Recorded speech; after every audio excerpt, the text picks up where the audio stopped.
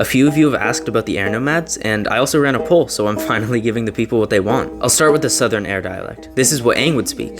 What's weird is how word order changed throughout the history. All the languages stem from Proto-Avatar, and its word order was a little tricky.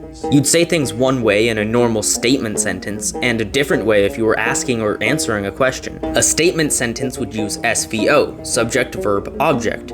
You ate the apple. But a question shifts to SOV, subject, object, verb. You the apple ate? Now, the Southern Air Nomads interacted a lot with the Earth Kingdom and the Southern Water Tribe because of trade. And both of those groups use SVO consistently because their languages lost the word order shifts for answering and asking questions.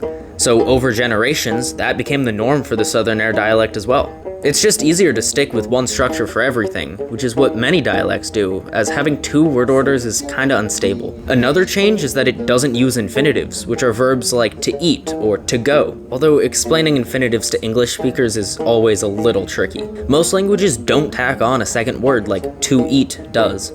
In most real-world languages, like Spanish, one word means to eat, comer, and one word means I eat, como. Except the Southern Air Dialect literally doesn't have a verb for to eat. They only have I eat, you eat, he eats, etc, etc. And from the lack of infinitive verbs, they form secondary verbs a little weird too. This isn't technically a term, but the to eat in I want to eat is what I like to call a secondary verb. So because of no infinitives, they just say I want, I eat. Though confusingly enough, infinitives are taught to people. The only reason they're taught the infinitives is so they know how to form the conjugations. It's also only taught to like young children because the infinitives are just like a helper way to learn the conjugations, but you'd never use them. Let me know what dialect you want to hear about next. I put out another poll, so be sure to let me know.